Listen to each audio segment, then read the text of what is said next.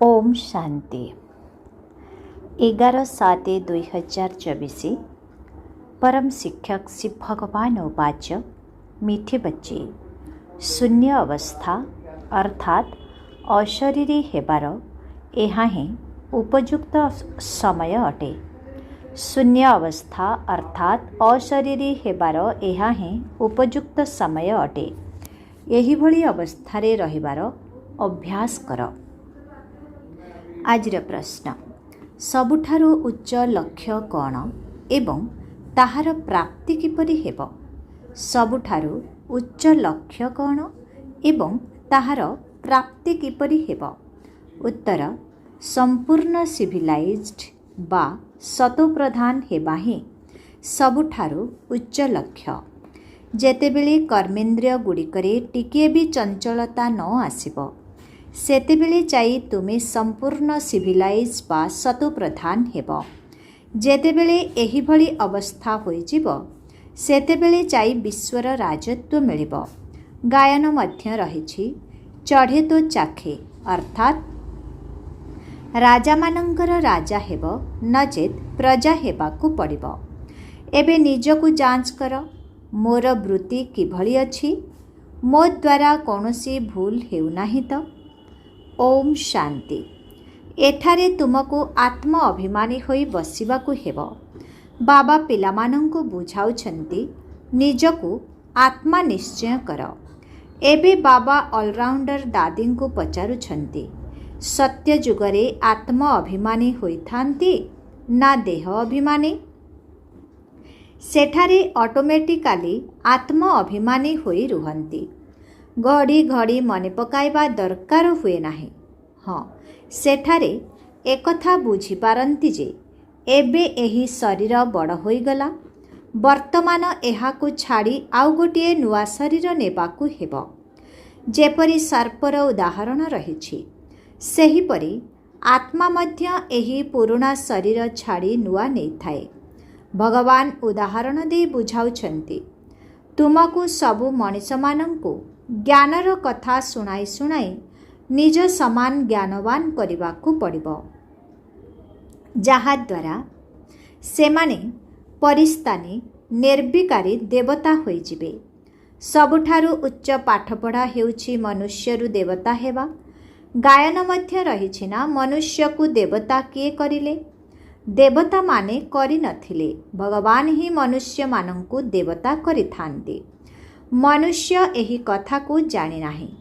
तुमकु सबु जागारे पचारुछन्ति, आपणकर लक्ष्य बा उद्देश्य कौन? तेबे लक्ष्य उद्देश्यर एक छोट पर्चा काहींकि न छपाइब? जे भी पचारुछन्ति तांको पर्चा देई दियो, सेथिरु से बुझिजिबे। बाबा बहुत भल भाबरे बुझाइछन्ति। वर्तमान एही कलिजुगी पतित दुनिया जेउठारे महान अपरम अपार दुख रहिछि, एबे आमे मनुष्य मानंकु सत्यजुगी पवित्र महान सुखधाम को नहीं जिबा पाई सेवा करुछु बा रास्ता बताउछु। एपरि नुहे आमे अद्वैत ज्ञान देउछु। दुनिया रे शास्त्रर ज्ञान को अद्वैत ज्ञान बोली भाबुछन्ति। वास्तव रे ताहा कौनसी अद्वैत ज्ञान नुहे। अद्वैत ज्ञान लेखिबा मध्य भूल। मनुष्य मानंकु भल भावरे बुझाइबाकु हेब। एपरि लेखा छपा हेउ जहा द्वारा शीघ्र बुझिजिबे जे एमानंकर लक्ष्य उद्देश्य कौन। कलिजुगी पतित भ्रष्टाचारी मनुष्य मानंकु आमे अपार दुखरु बाहर करी सत्यजुगी पवित्र श्रेष्ठाचारी अपार सुखर दुनिया को नहीं जाउछु।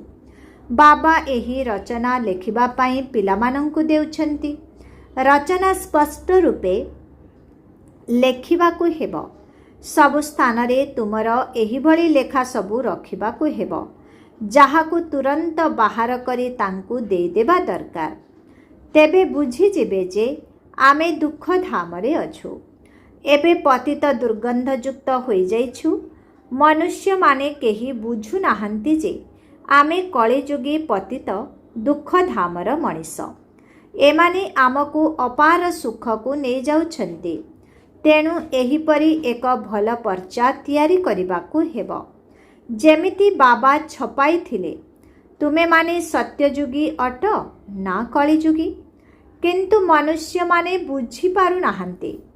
ରତ୍ନକୁ ମଧ୍ୟ ପଥର ଭାବି ଫୋପାଡ଼ି ଦେଉଛନ୍ତି। ଏହା ହେଉଛି ଜ୍ଞାନରତ୍ନ। ସେମାନେ ଭାବୁଛନ୍ତି ଶାସ୍ତ୍ରରେ ଜ୍ଞାନରତ୍ନ ରହିଛି। ତୁମେ ଏଭଳି ସୁନ୍ଦର ସ୍ପଷ୍ଟ ଭାବରେ କୁହ ଯେପରି ସେମାନେ ବୁଝିଯିବେ ଯେ ଏଠାରେ ଅପାର ଦୁଃଖ ରହିଛି। ଦୁଃଖର ମଧ୍ୟ ଲିଷ୍ଟ ବାହାର କର। ସେହି ଲିଷ୍ଟରେ ଅତି କମ୍ରେ 101 ପ୍ରକାରର ଦୁଃଖ ଲେଖା ହୋଇଥାଉ। ଏହି ଦୁଃଖଧାମରେ ଅପାର ଦୁଃଖ ରହିଛି। ଏହି ସବୁ କଥା ଲେଖ। ସାରା ଲିଷ୍ଟ ବାହାର କର। ଅନ୍ୟ ପକ୍ଷରେ ପୁଣି ଅପାର ସୁଖ। ସେଠାରେ ଦୁଃଖର ନାମ ହିଁ ରହିବ ନାହିଁ। ଆମେ ସେହି ରାଜ୍ୟ ଅର୍ଥାତ୍ ସୁଖଧାମର ସ୍ଥାପନା କରୁଛୁ, ଯାହାଫଳରେ ମନୁଷ୍ୟମାନଙ୍କର ମୁହଁ ଜଲ୍ଦି ବନ୍ଦ ହୋଇଯିବ। ଏ କଥା କେହି ବୁଝୁନାହାନ୍ତି ଯେ ଏହା ଦୁଃଖଧାମ। ସେମାନେ ତ ଏହାକୁ ସ୍ୱର୍ଗ ବୋଲି ଭାବି ନେଇଛନ୍ତି। ବଡ଼ ବଡ଼ ମହଲ, ନୂଆ ନୂଆ ମନ୍ଦିର ଆଦି ତିଆରି କରି ଚାଲିଛନ୍ତି। ଏ କଥା ଜାଣିନାହାନ୍ତି ଯେ ଏସବୁ ସମାପ୍ତ ହୋଇଯିବ। ପଇସା ତ ସେମାନଙ୍କୁ ଲାଞ୍ଚ ରୂପରେ ବହୁତ ମିଳୁଛି। ବାବା ବୁଝାଉଛନ୍ତି ଯେ ଏସବୁ ହେଉଛି ମାୟାର, ବିଜ୍ଞାନର ଅହଙ୍କାର। ମୋଟର, ଉଡ଼ାଜାହାଜ ଆଦି ଏହା ସବୁ ମାୟାର ଆଡ଼ମ୍ବର। ଏହି ନିୟମ ମଧ୍ୟ ରହିଛି ଯେ ଯେତେବେଳେ ବାବା ସ୍ୱର୍ଗର ସ୍ଥାପନା କରୁଛନ୍ତି, ସେତେବେଳେ ମାୟା ମଧ୍ୟ ନିଜର ଚମତ୍କାରିତା ଦେଖାଇଥାଏ। ଏହାକୁ କୁହାଯାଏ ମାୟାର ପମ୍ପ। ଏବେ ତୁମେ ସନ୍ତାନମାନେ ବିଶ୍ୱରେ ଶାନ୍ତି ସ୍ଥାପନ କରୁଛ। ଯଦି କେଉଁଠାରେ ମାୟାର ପ୍ରବେଶତା ହୋଇଯାଉଛି, ତେବେ ପିଲାମାନଙ୍କର ମନ ନିଜକୁ ଖାଇଥାଏ। ଯେତେବେଳେ କେହି କାହାର ନାମ ରୂପର ଆକର୍ଷଣରେ ଆକର୍ଷିତ ହୋଇଯାଉଛନ୍ତି, ସେତେବେଳେ ବାବା ବୁଝାଉଛନ୍ତି ଏହା କ୍ରିମିନାଲାଇଜ୍ଡ ଅର୍ଥାତ୍ ବିକାରୀ ଦୃଷ୍ଟି ବା ତମୋ ପ୍ରଧାନତା। କଳିଯୁଗରେ ହେଉଛି କ୍ରିମିନାଲାଇଜେସନ୍ ବା ତମୋ ପ୍ରଧାନ ଦୁନିଆ। ସତ୍ୟ ଯୁଗରେ ହେଉଛି ସଭ୍ୟ ସମାଜ ଅର୍ଥାତ୍ ନିର୍ବିକାରୀ ଦୁନିଆ। ଏହି ଦେବତାମାନଙ୍କ ସମ୍ମୁଖରେ ସମସ୍ତେ ନତମସ୍ତକ ହେଉଛନ୍ତି। କହୁଛନ୍ତି ଆପଣ ନିର୍ବିକାରୀ, ଆମେ ସବୁ ବିକାରୀ। ଏଥିପାଇଁ ବାବା କହୁଛନ୍ତି ପ୍ରତ୍ୟେକ ନିଜର ଅବସ୍ଥାକୁ ଦେଖ।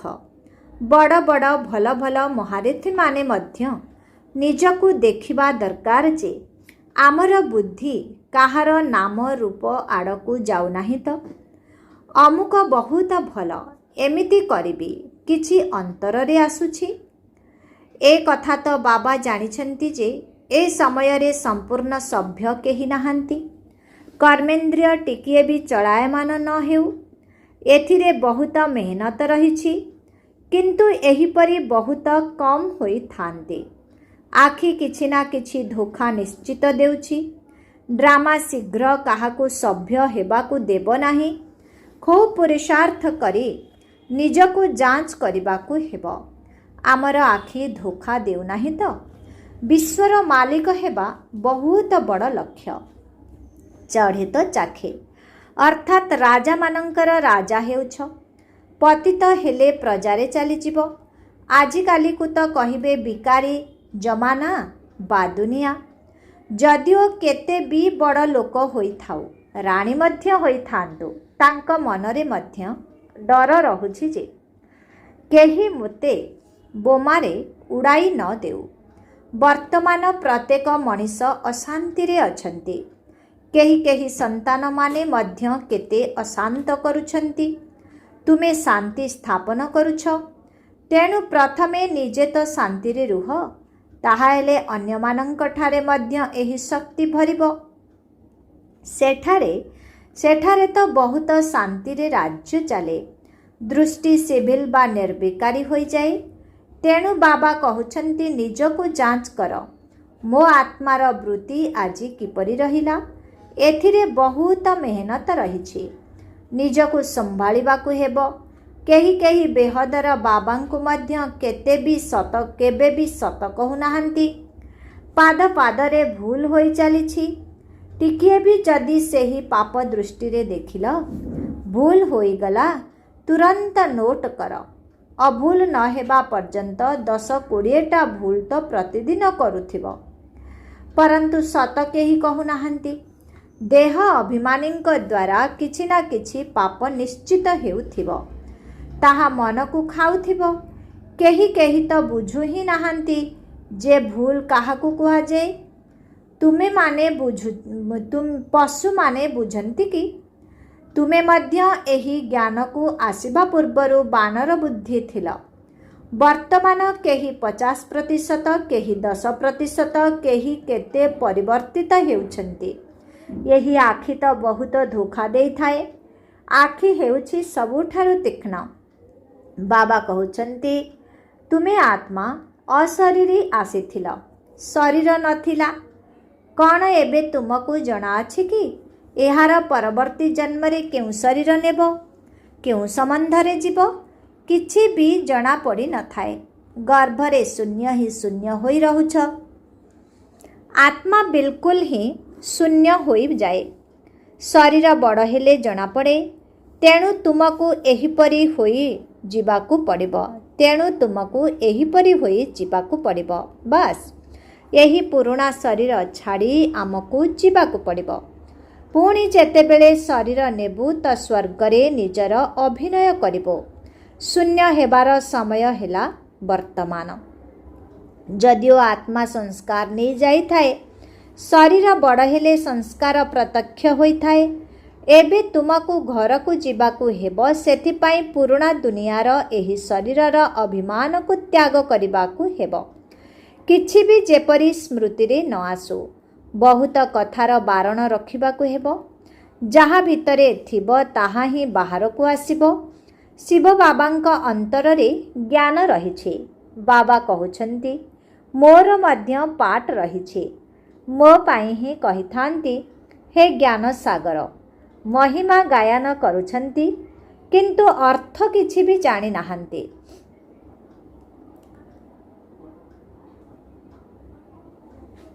ଏବେ ତୁମେ ଅର୍ଥ ସହିତ ଜାଣୁଛ, ବାକି ଆତ୍ମାର ବୁଦ୍ଧି ଏବେ କଉଡ଼ି ସଦୃଶ ହୋଇଯାଇଛି।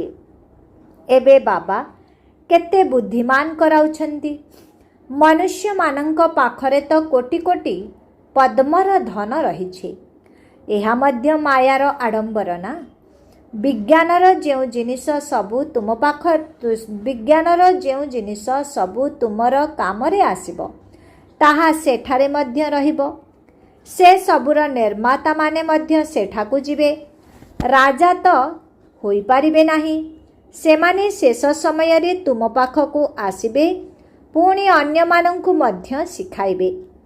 ଏକ ବାବାଙ୍କ ଠାରୁ ତୁମେମାନେ କେତେ ଶିଖୁଛ। ଏକମାତ୍ର ବାବା ହିଁ ଦୁନିଆକୁ କ'ଣରୁ କ'ଣ କରିଦେଉଛନ୍ତି। ଉଦ୍ଭାବନ ସବୁବେଳେ ଜଣେ ବାହାର କରନ୍ତି, ପୁଣି ତାଙ୍କର ବିସ୍ତାର କରିଥାନ୍ତି। ପରମାଣୁ ବୋମାର ନିର୍ମାତା ମଧ୍ୟ ପ୍ରଥମେ ଜଣେ ଥିଲା। ଭାବୁଥିଲା ଏଥିରେ ଦୁନିଆର ବିନାଶ ହୋଇଯିବ। ପୁଣି ଅନ୍ୟମାନେ ତିଆରି କରି ଚାଲିଲେ। ସେଠାରେ ମଧ୍ୟ ବିଜ୍ଞାନ ତ ଦରକାର ନା? ଏବେ ସମୟ ଅଛି, ସବୁ ଶିଖି ହୁସିଆର ହୋଇଯିବେ। ବାବାଙ୍କର ପରିଚୟ ମିଳିଗଲା, ପୁଣି ସ୍ୱର୍ଗକୁ ଆସି ଚାକର ବାକର ହେବେ। କିନ୍ତୁ ସେଠାରେ ସମସ୍ତେ ସୁଖୀ ହେବେ। ଯାହା ସୁଖ ଧାମରେ ଥିଲା, ତାହା ପୁଣି ହେବ। ସେଠାରେ କୌଣସି ରୋଗ ଦୁଃଖର କଥା ରହିବ ନାହିଁ। ଏଠାରେ ତ ଅପରମ ଅପାର ଦୁଃଖ, ସେଠାରେ ଅପରମ ଅପାର ସୁଖ। ଏବେ ଆମେ ଏହାକୁ ସ୍ଥାପନ କରୁଛୁ। ଦୁଃଖହର୍ତ୍ତା ସୁଖକର୍ତ୍ତା એકમાત્ર ବାବା ହିଁ ଅଟନ୍ତି। ପ୍ରଥମେ ତ ନିଜର ଅବସ୍ଥା ମଧ୍ୟ ସେହିପରି ହେବା ଦରକାର। କେବଳ ପଣ୍ଡିତଗିରି ଚଳିବ ନାହିଁ।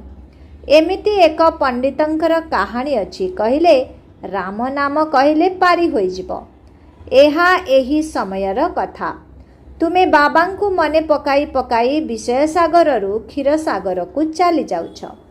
ଏଠାରେ ତୁମ ପିଲାମାନଙ୍କର ଅବସ୍ଥା ବହୁତ ଭଲ ହେବା ଦରକାର। ଯେଉଁମାନଙ୍କର ଯୋଗବଳ ନାହିଁ, ପାପ ଦୃଷ୍ଟି ରହିଛି, ତେବେ ସେମାନେ ଜ୍ଞାନ ଶୁଣାଇଲେ କୌଣସି ପ୍ରଭାବ ପଡ଼ିବ ନାହିଁ। ସେଥିପାଇଁ ଦୃଷ୍ଟି ପବିତ୍ର ହେବା ଦରକାର। ଯଦି ବାବାଙ୍କର ସ୍ମୃତିରେ ରହି କାହାକୁ ଜ୍ଞାନ ଶୁଣାଇବ ତେବେ ତାର ପ୍ରଭାବ ପଡ଼ିବ। ଜ୍ଞାନ ତରବାରୀରେ ଯୋଗର ଜୋହର ଦରକାର। ଜ୍ଞାନ ବଳରେ ଧନ ରୋଜଗାର ହେଉଛି ଏବଂ ଯୋଗ ଦ୍ୱାରା ଶକ୍ତି ପ୍ରାପ୍ତ ହେଉଛି। ଏମିତି ବହୁତ ଅଛନ୍ତି ଯେଉଁମାନେ ବାବାଙ୍କୁ ବିଲକୁଲ ମନେ ପକାନ୍ତି ନାହିଁ, ବାବାଙ୍କୁ ମଧ୍ୟ ଜାଣିନାହାନ୍ତି। ବାବା କହୁଛନ୍ତି ମନୁଷ୍ୟମାନଙ୍କୁ ବୁଝାଇବାକୁ ହେବ କି ଏହା ହେଉଛି ଦୁଃଖଧାମ, ସତ୍ୟଯୁଗ ହେଉଛି ସୁଖଧାମ। କଳି ଯୁଗରେ ସୁଖର ନାମ ହିଁ ନାହିଁ, ଯଦି ବା ଅଛି କିନ୍ତୁ ତାହା ମଧ୍ୟ କାକବିଷ୍ଠା ସମାନ ଅର୍ଥାତ୍ କ୍ଷଣସ୍ଥାୟୀ। ସତ୍ୟ ଯୁଗରେ ତ ଅପାର ସୁଖ ରହିଛି। ମନୁଷ୍ୟ ଏହାର ଅର୍ଥକୁ ମଧ୍ୟ ବୁଝୁନାହାନ୍ତି। ମୁକ୍ତି ପାଇଁ କେବଳ ମଥା ପିଟି ଚାଲିଛନ୍ତି। ଜୀବନ ମୁକ୍ତିକୁ ତ କେହି ଜାଣି ହିଁ ନାହିଁ। ତେଣୁ ଜ୍ଞାନ କିପରି ଦେଇପାରିବେ? ସେମାନେ ତ ରଜୋପ୍ରଧାନ ସମୟରେ ଆସୁଛନ୍ତି, ତେବେ ସେମାନେ ପୁଣି ରାଜଯୋଗ କିପରି ଶିଖାଇବେ? ଏଠାକାର ତ ସୁଖ ହେଉଛି କାକବିଷ୍ଠା ସମାନ ଅର୍ଥାତ୍ କ୍ଷଣସ୍ଥାୟୀ। ରାଜଯୋଗ ଦ୍ୱାରା କ'ଣ ହୋଇଥିଲା ଏହା ମଧ୍ୟ ଜାଣିନାହାନ୍ତି। ତୁମେ ପିଲାମାନେ ଜାଣିଛ ଏହା ସବୁ ମଧ୍ୟ ଡ୍ରାମାରେ ନିର୍ଦ୍ଧାର୍ଯ୍ୟ ଅଛି। ସମ୍ବାଦପତ୍ରରେ ମଧ୍ୟ ତୁମର ନିନ୍ଦା ଲେଖୁଛନ୍ତି। ଏହିଭଳି ତ ହେବାର ଅଛି। ଅବଳାମାନଙ୍କ ଉପରେ ଭିନ୍ନ ଭିନ୍ନ ପ୍ରକାରର ଅତ୍ୟାଚାର ହୋଇଥାଏ। ଦୁନିଆରେ ଅନେକ ଦୁଃଖ ରହିଛି। ବର୍ତ୍ତମାନ କୌଣସି ସୁଖ ନାହିଁ। ଯଦିଓ କେତେ ବଡ଼ ଧନୀ ବି ହୋଇଥାନ୍ତୁ କିମ୍ବା ଯଦି ବେମାର ପଡ଼ିଗଲେ କିମ୍ବା ଅନ୍ଧ ହୋଇଗଲେ ତେବେ ଦୁଃଖ ତ ହୁଏ ନା। ଦୁଃଖର ଲିଷ୍ଟରେ ସବୁ ଲେଖ। ଏସବୁ ହେଲା ରାବଣ ରାଜ୍ୟ କଳିଯୁଗର ଅନ୍ତିମ ସମୟର କଥା। ସତ୍ୟଯୁଗରେ ଦୁଃଖର ଗୋଟିଏ ବି କଥା ହେବ ନାହିଁ। ସତ୍ୟଯୁଗ ବି ଅତିକ୍ରାନ୍ତ ହୋଇଯାଇଛି। ବର୍ତ୍ତମାନ ସଙ୍ଗମ ଯୁଗ। ବାବା ମଧ୍ୟ ସଙ୍ଗମରେ ହିଁ ଆସନ୍ତି। ବର୍ତ୍ତମାନ ତୁମେ ଜାଣୁଛ 5000 ବର୍ଷରେ ଆମେ କି ଜନ୍ମ ନେଉଛୁ, କିପରି ସୁଖରୁ ପୁଣି ଦୁଃଖକୁ ଆସୁଛୁ। ଯାହାର ବୁଦ୍ଧିରେ ଏସବୁର ଜ୍ଞାନ ରହିଛି, ଧାରଣା ରହିଛି, ସେ ହିଁ ବୁଝିପାରିବ।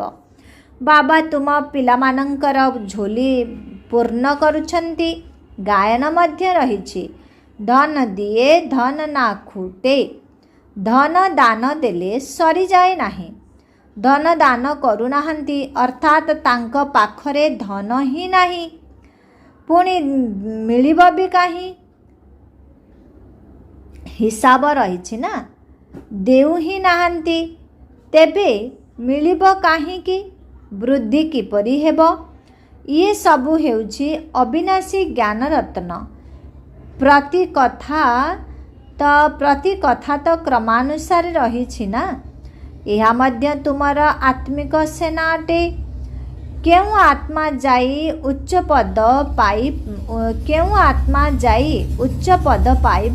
ତ କେଉଁ ଆତ୍ମା ଯାଇ ପ୍ରଜାପଦ ମଧ୍ୟ ପାଇବ, ଯେପରି କଳ୍ପ ପୂର୍ବରୁ ପାଇଥିଲା। ଆଚ୍ଛା, ମିଠେ ମିଠେ ଶିଖିଲାଧେ ସନ୍ତାନମାନଙ୍କ ପ୍ରତି ମାତୃପିତା ବାପଦାଦାଙ୍କର ମଧୁର ୟାଦ ପ୍ୟାର ସ୍ନେହ ସମ୍ପନ୍ନ ଶୁଭେଚ୍ଛା ଏବଂ ନମସ୍ତେ। ଆତ୍ମିକ ପିତାଙ୍କର ଆତ୍ମିକ ସନ୍ତାନମାନଙ୍କୁ ନମସ୍ତେ। ଆତ୍ମିକ ସନ୍ତାନମାନଙ୍କର ଆତ୍ମିକ ପିତାଙ୍କୁ ଓମ୍ ଶାନ୍ତି ନମସ୍ତେ। ଧାରଣା ପାଇଁ ମୁଖ୍ୟ ସାର 1 ନମ୍ବର। ନିଜ ଉପରେ ଧ୍ୟାନ ଦେବା ପାଇଁ ପ୍ରତିପାଦରେ ନିଜର ଯାଞ୍ଚ କରିବାକୁ ହେବ ଯେ ଆଜି ମୋର ମନୋବୃତ୍ତି କିପରି। ଆଖି ସେବଲ ବାତ ଶତପ୍ରଧାନ ହୋଇ ରହିଗଲା। ଦେହ ଅଭିମାନର ବଶୀଭୂତ ହୋଇ କେଉଁ କେଉଁ ପାପ କରିଛି।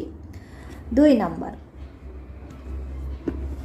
ବୁଦ୍ଧିରେ ଅବିନାଶୀ ଜ୍ଞାନଧନକୁ ଧାରଣ କରି ଦାନ କରିବାକୁ ହେବ। ଜ୍ଞାନ ରୂପକ ଖଡ୍ଗାରେ ଯୋଗ ରୂପକ ଶକ୍ତି ଅର୍ଥାତ୍ ଧାର ନିଶ୍ଚିତ ଭାବରେ ଭରିବାକୁ ହେବ। ଆଜିର ବରଦାନ, ସତ୍ୟତାର ଶକ୍ତିକୁ ଧାରଣ କରି ସମସ୍ତଙ୍କୁ ଆକର୍ଷିତ କରୁଥିବା ନିର୍ଭୟ ଏବଂ ବିଜୟୀ ଆତ୍ମା ହୁଅ। ତୁମେ ପିଲାମାନେ ସତ୍ୟତାର ଶକ୍ତିରେ ଶକ୍ତିଶାଳୀ ଶ୍ରେଷ୍ଠ ଆତ୍ମା ଅଟ। सत्य ज्ञान, सत्य पिता, सत्य प्राप्ति, सत्य जोग, सत्य गुण, सत्य सर्वशक्ति गुड़िक सबकिछि तुमको प्राप्त अटे। एही मिथ्या दुनिया भितरे मध्य सत्यतार शक्तिशाली आत्मा माने विजयी होई थांते। तेबे सत्यतार प्राप्ति हेउछि खुशी एवं निर्भयता। बाबा कहउछन्ति सत्यतार प्राप्ति हेउछि खुशी एवं निर्भयता। सत्य कहूथिबा व्यक्ति निर्भीक होइथाए, ताकू केबे भी भय लागिबो नाही। आजिर स्लोगन, वातावरण को परिवर्तन करिबार आधार हेला सकारात्मक संकल्प एवं शक्तिशाली मनोवृत्ति। ओम शांति। आजिर स्लोगन, बाबा कहउचन्ति वातावरण को पवित्र करिबार आधार हेला सकारात्मक संकल्प एवं शक्तिशाली मनोवृत्ति। ओम शांति।